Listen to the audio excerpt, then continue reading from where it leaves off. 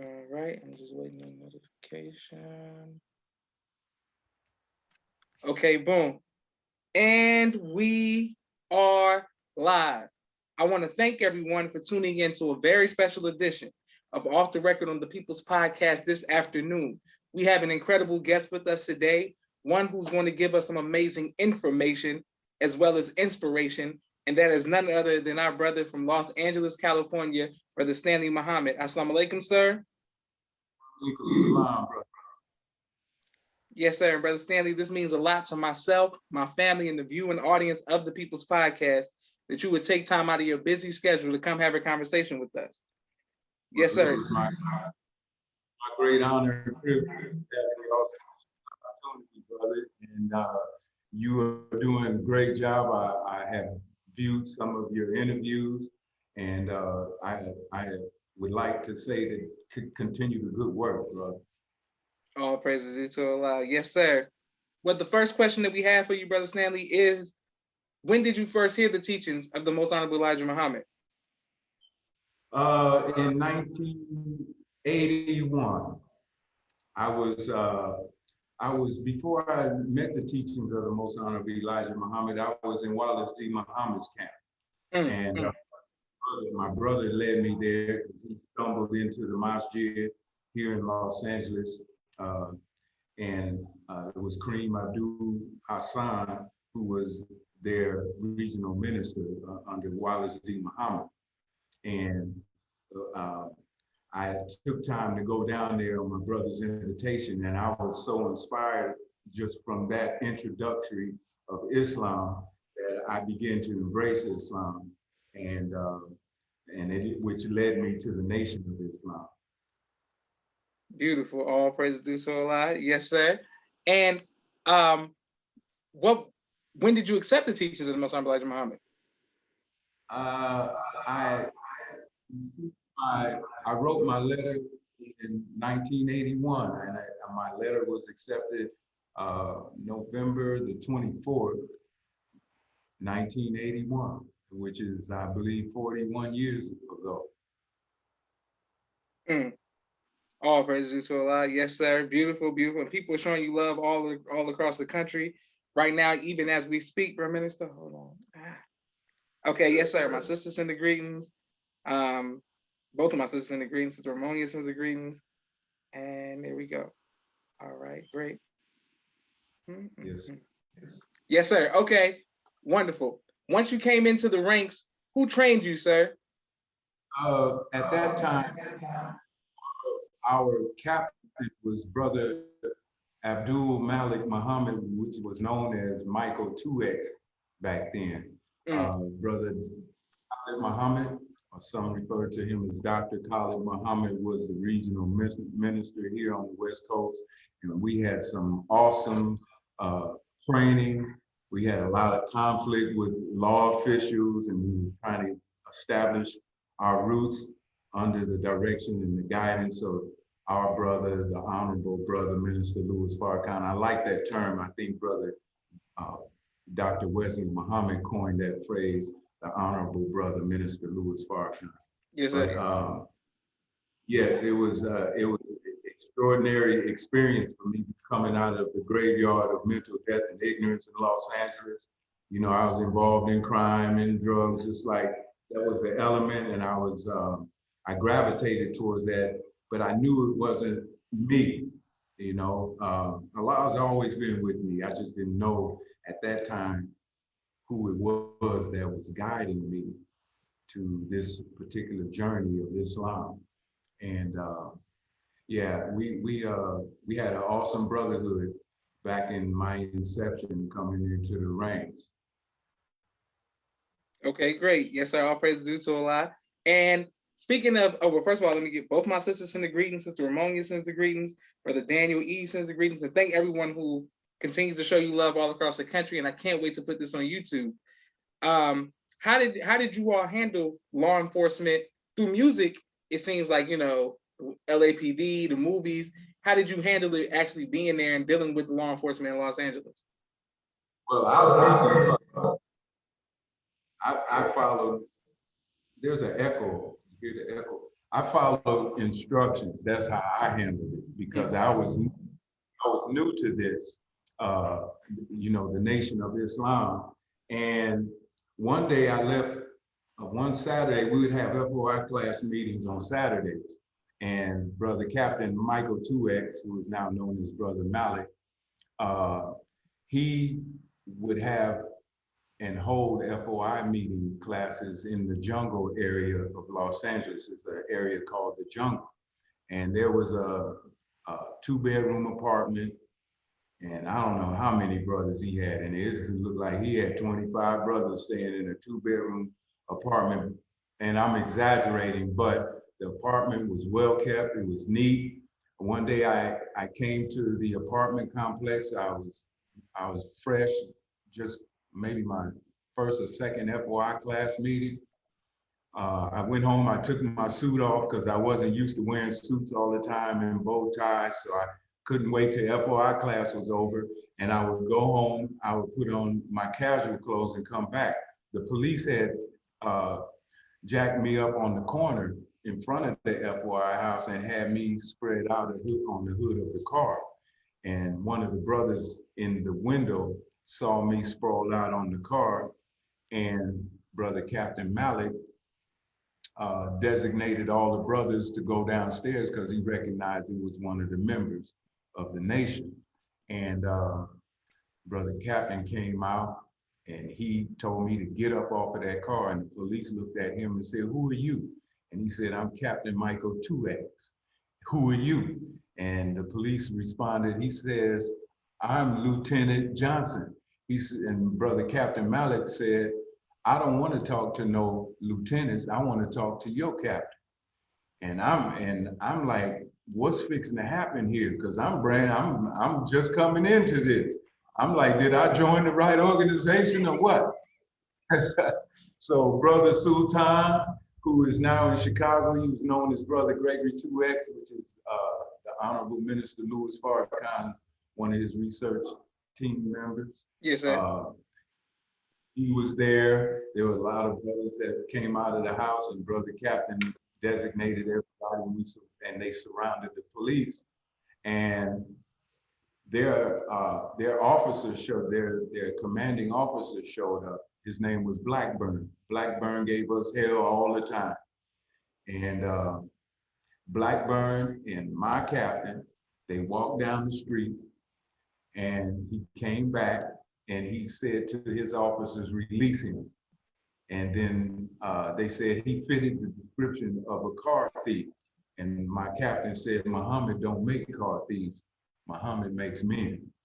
And that was very encouraging to me, and it had a great impact on me. So that was how that was handled. And then we had another meeting place at the Fifth Avenue Theater in Los Angeles, where we would have our FOI meetings, and I was brand new. I just told Brother Captain Halim this past Thursday, but we were we were meeting at the Fifth Avenue Theater, and the police and helicopters surrounded us, and they had dogs at the door, and they were really meddling in our affairs. So the brothers gave a fruit call, and Brother Captain designated me to stand behind the front door in front of the twins at that time, Brother Keith and Brother Carl. Brother Keith is there in Atlanta right now. But I didn't know, I really wasn't firm yet in my resolve, until after this particular incident when the brothers turned the police away from our meeting place.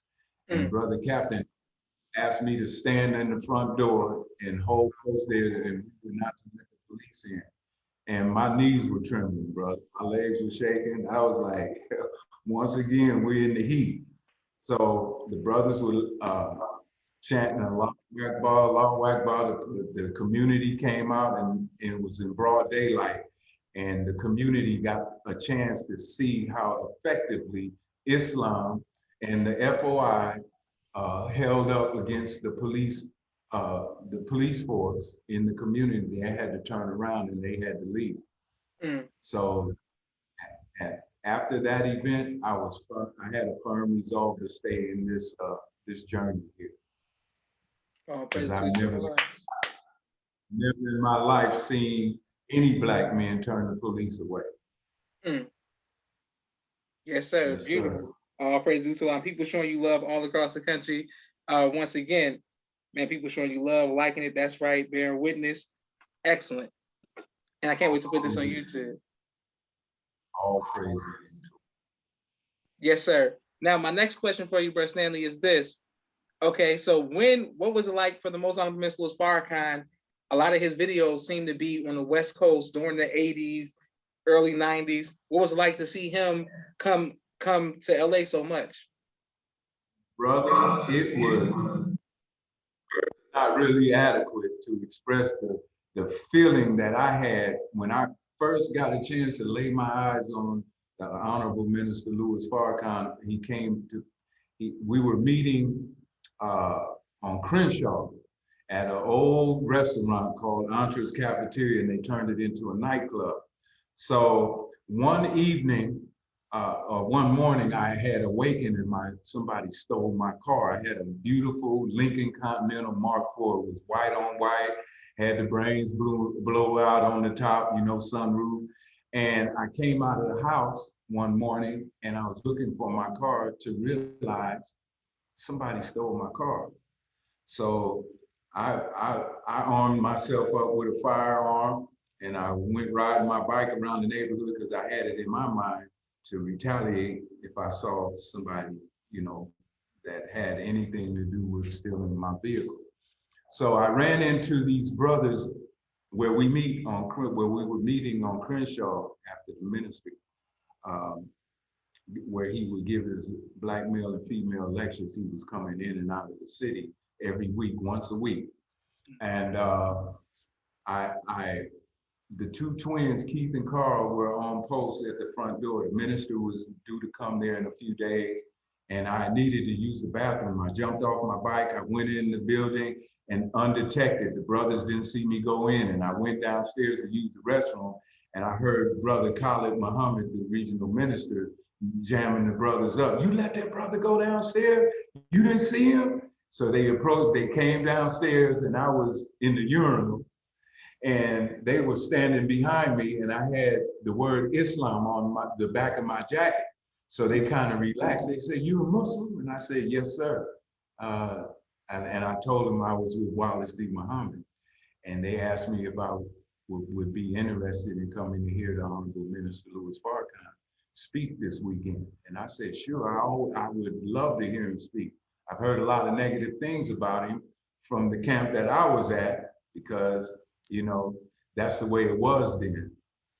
So when he came and gave that first lecture on black male and female relationships, I felt like he was talking directly to me, because I was guilty of all the things that he had to say about disrespecting women, using drugs, dealing drugs, and just being, mentally dead. And all of that described me and my activities at that time. So after the lecture, I had already made up in my mind, this is what I want to do, because my mother kept telling me and my brothers, we need to go to church. You all getting high and coming in here eating up all my food, and y'all got to go. You need to go to church. And I said, I'll never go back to church, because I didn't really like church growing up. But I used to get bean pies on the corners from the brothers and sisters that would sell bean pies on the corner. It was Silas Muhammad then. Silas Muhammad was in Los Angeles, but he would have his soldiers on the corner and the sisters in their uniform selling bean pies. So me and my girlfriend would go to the corner and we'd get a bean pie, and they would always be respectful and kind and polite. They was always suited and booted, and they looked clean. And the knowledge that they were giving me was like, it was pulling me in. And I liked the respect factor that they always displayed. So I said, if I do change my life, I'm going to look into the Nation of Islam.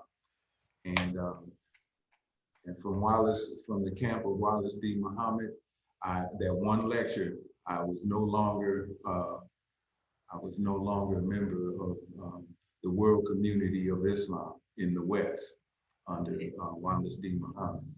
And that's when my journey began in the Nation of Islam. And I think I got my ex within a week. I hurried up and I wrote my letter and I got my ex, and I started my manhood training under the great leadership here in Los Angeles. All praise due to Allah. Yes, sir. Beautiful, beautiful. Now, Brother Stanley, a lot of people refer to Mosque number 27, Mosque number 54, the West Point, the man manufacturing, producing so many strong soldiers. What is it about the West Coast training that produces such strong soldiers? I believe it's no different than anywhere else. It's just it's the men, of course, that teach and train. They were already in place when I got there. So, like I said, a good soldier just takes instructions, he hears and obeys, and I was just grateful to have that leadership. I don't know what produced them. I know in our leadership, most of the brothers come out of the streets. So when you train and you're educated and you're enlightened by the words of the Honorable Elijah Muhammad's teaching, then of course that transforms your mind and your spirit. And when you have a good heart, when you have love for your people, and love for your community, love for yourself, and above all, love for Allah, everything is as a result of Allah and His will. It's His will that produces the men that we had on the West Coast. And we still have that same spirit in Los Angeles as we did back then. Of course, we have Brother Captain Halim, the Western Regional Minister, Captain. He was there when I got there. I just learned a couple of days ago, we were talking and he told me he had joined the nation in 1981. I thought he was there. He was there maybe a few weeks or months before me, but we joined the nation at the same time. And I didn't know that until I conversed with him the day before yesterday. All praises to Allah. Yes, sir. Beautiful. Okay, great. And thanks everyone. Continue to like, share, subscribe to People's Podcast. Brother Norman D. Holloway says appreciation of your transparency and your expression of such a beautiful testimony. Thanks to everyone who continues to watch and supports our brother Stanley. My next question, sir, is what advice would you give to the future generations for you being in the nation since 1981? The Most High Min Farrakhan is about to depart. What advice would you give to everyone as far as holding on to our faith since you've been in the nation since 1981? What advice would you give? Well, the advice that I would give is to remember that we are a people who have suffered much in this dispensation of time and ever since our sojourn in America. And as the Bible says, with much suffering, we learn obedience. And we must learn to be obedient in the way of God and the things that we are instructed. Be obedient. Obedience is one of the most firm characteristics that we can demonstrate as we're being educated, taught, and trained as Muslims in the Nation of Islam.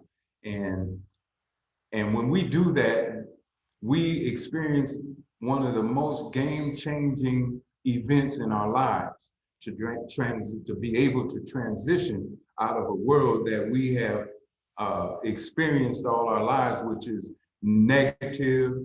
And once we fall in line and get in the ranks with soldiers, the men and women who come to Islam in the spirit of Allah, then we can overcome anything that we're confronted with during the, on the road with vicissitudes and the things that are negative that we encounter on a daily basis.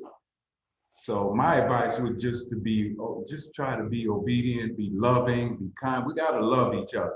Love is a very solid foundation and one of the pillars that we must embrace and begin to reflect, not just talk it, but to demonstrate our love for one another. Because love is the envy of affection. And, we must continue to practice loving one another in spite of it, because we all have other sides to our nature and our character, we know, but love is at the end of the day, that's what we want to see is love.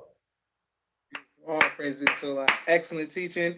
Dr. Henry M. Carter says, Assalamu alaikum, alaikum salam, sir. People showing you love. Okay, Brother Stanley, we have a quick 60-second commercial break for all of the sponsors of this month's People's Podcast. I want to thank everyone on YouTube, thank everyone on Facebook, Twitter, and Instagram who continues to show love to the People's Podcast all across the country. All right, here we go. If you would like to be a sponsor and or donor, please cash at the People's Podcast. My brother Rashad, Street Premier Media Production. He has a 4K camera and a drone. He does television and film editing. Please reach out if you need any of those services. My sister Miriam, ABC I Love Me children's book, coloring book, and now Spanish book. All three available on Amazon. My sister Naima, Stay On Point Dance Academy, LLC. She teaches ballet virtually to young girls all across the country and right here in the studio in Atlanta, Georgia. Rashid, Rock Communications. If you are working on a book and you need copy editing, project management, content development, or media relations, please reach out to Rock Communications. Also, Fashion Guys Urban Streetwear, 314-329-6009. He'll keep you dressed in the best of fashion, dripping in high-end clothes. Student Minister Robert L. Muhammad out of the Southwest region, conflict mediation, squashing the beef out of Austin, Texas. He does a phenomenal job. His wife, Sister Fudia, Children of the Most High, giving birth to a God in the science of child reading. Brother Kenneth, bow tie maker extraordinaire, who ship bow ties to you anywhere in the nation. Dr. Henry M. Carter, King Henry's Turkey Legs, right here in Atlanta, Georgia. Brother Rashad Muhammad, COVID-19 disinfecting cleaning services out of Chicago. My father's book, A Soldier in the Movement of Christ, AbdulSharif.com. And last but not least, my two books, Cleopatra, which is a children's book, and No Father, No Excuse, both of which are available on Amazon. Thank you all for each like, share, and subscription. Right back to our brother Stanley Muhammad, who's doing a phenomenal job. Okay, yes, sir. Now, Brother Stanley, my next question for you, sir, is will you ever write a book about your personal life? I've thought about it many times. I should write a book, or I was talking to my son, who's he's the film director here at NFA Studios. Yes, sir. And I want to leave something on film, a legacy of my life and my journey as a Muslim, of course. And yeah, I think I have so much to give and to share that I would like to write a book. Oh, praise be to Allah. Yes, sir. Now, Brother Stanley, let's talk about the Million Man March, the climate in Los Angeles leading up to the Million Man March, the men's only and things of that nature. What was it like, and how did it personally impact you, sir? The Million Man March, one of the best things that happened in my life. It was inspiring. It was unbelievable.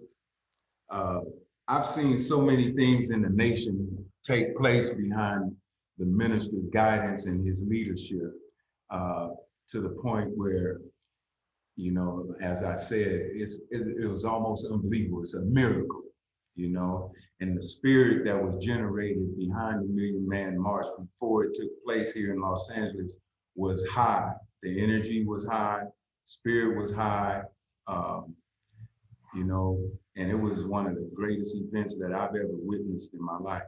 I remember once I got there and I saw the crowd that had gathered on the mall, as everyone else has always bear witness, it was a sight to see. I mean, I had to push the tears back in my eyes.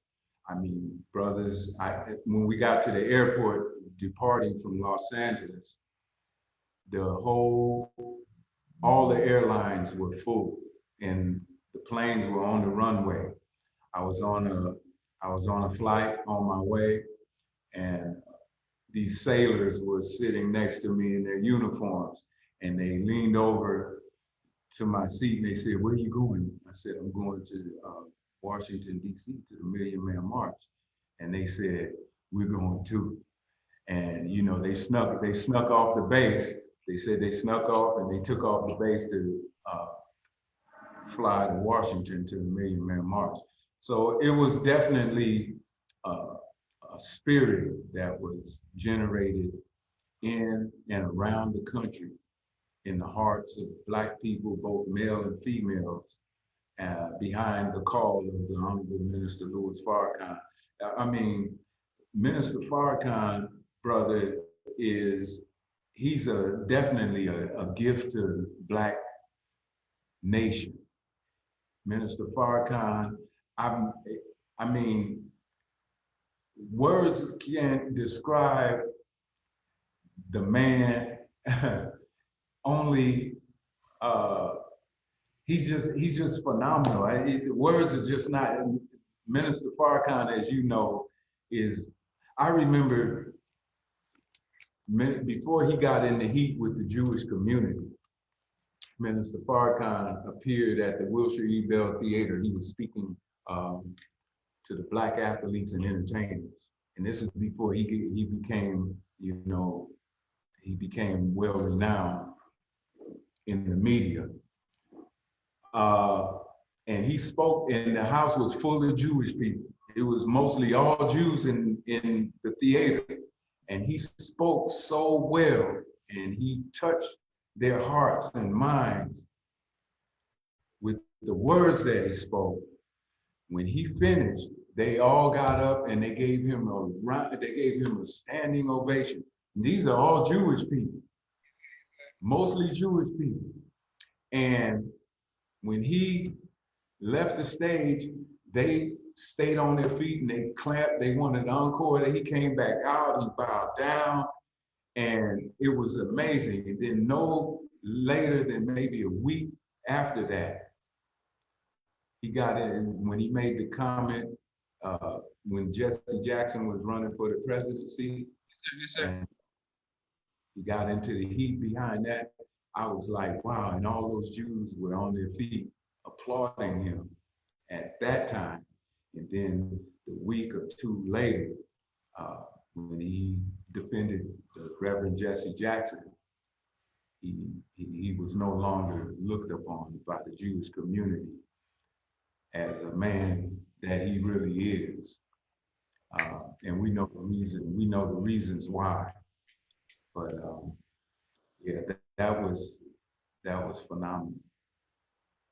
Beautiful. Yes, sir. Excellent. Okay, now, Brother Stanley, in your life, what has been your greatest trial, and how have you overcome that trial? What was my greatest trial? Yes, sir. Wow, all of them. All of them were great. I can't really pinpoint a greatest trial.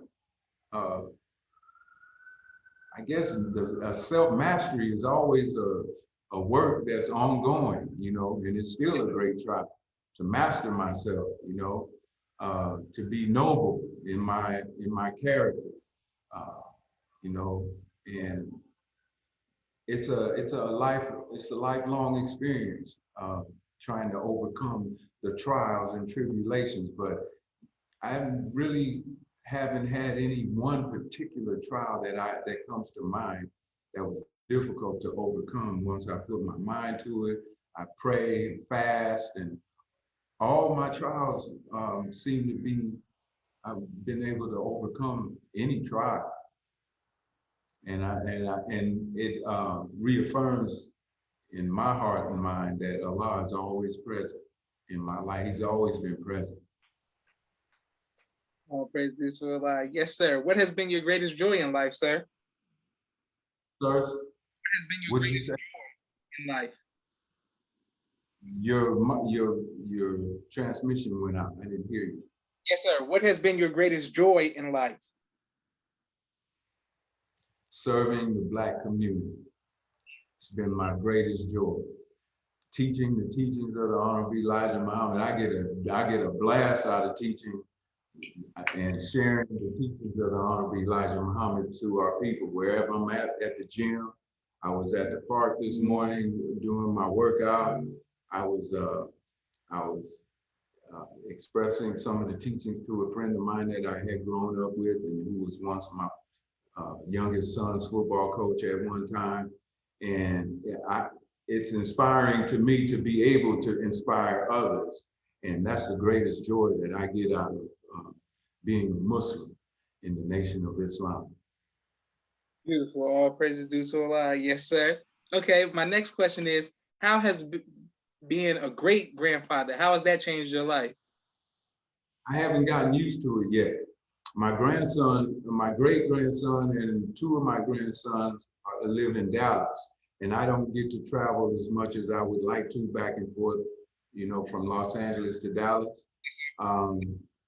But I have my two grandsons there. I have one grandson, a great grandson there, and I have my two granddaughters now. I have a 7-month-old granddaughter here in Los Angeles and a 12-year-old granddaughter. And it feels good to be a grandfather. I was afraid of it at first when I first heard that I was about to be a grandfather when my daughter first hit me with the first one. And it's a blessing. It's truly a blessing. Praise due to Allah. Beautiful. Yes, sir.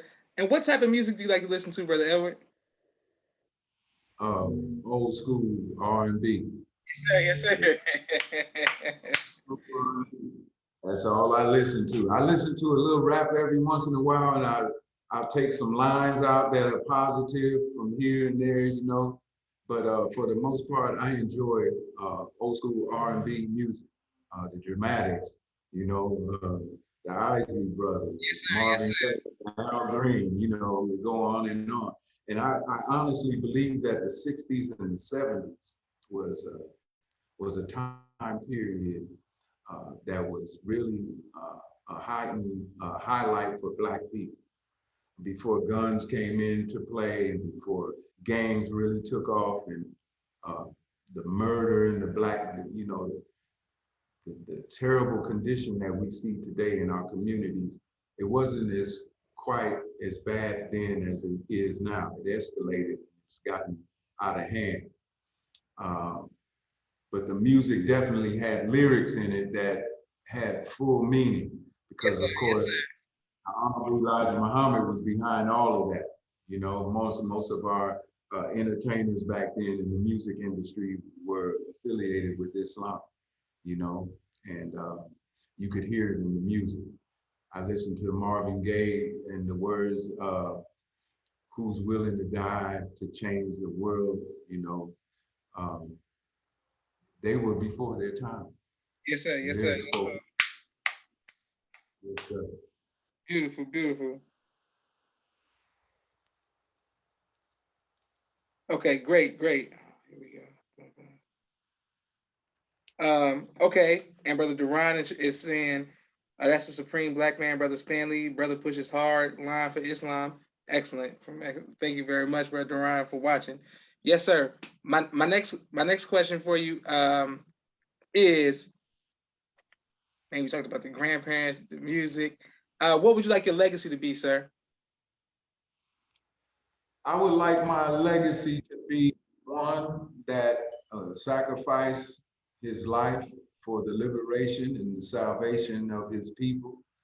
I would like my legacy to be recognized as one who sacrificed much to help build an independent nation under the teachings of the Honorable Elijah Muhammad and the awesome leadership of our beloved Honorable Minister Louis Farrakhan,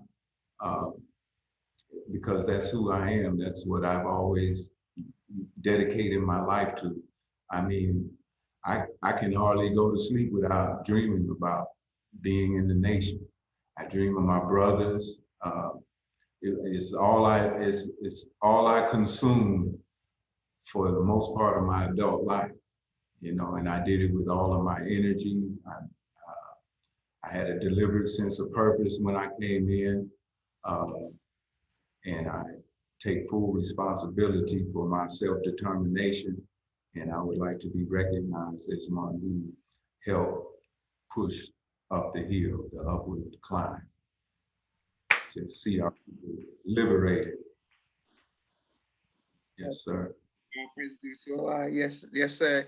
Excellent job, Brother Stanley. Excellent job. I want to thank you on behalf of myself, my family, and the viewing audience of the People's Podcast for your sacrifice and the sacrifices of your family, sir, as well, to help establish Islam here in North America, and holding down the West Coast for all of these years. We greatly appreciate you and your sacrifice, sir.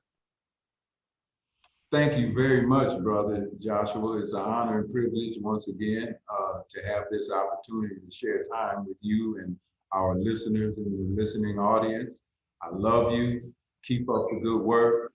And my heart is filled with pride seeing your generation and those coming behind you to pick up the baton and continue the onward march for our liberation, salvation, and our freedom as a people. All praise to Allah. Yes, sir. The honor is mine. And I'm about to upload this on YouTube. Thank you very much, Brother Stanley. Again, thank you everyone who's watching. This is Joshua Leonard Muhammad signing off of the People's Podcast. Assalamu alaikum, sir. Alaikum salam. Thank you, brother.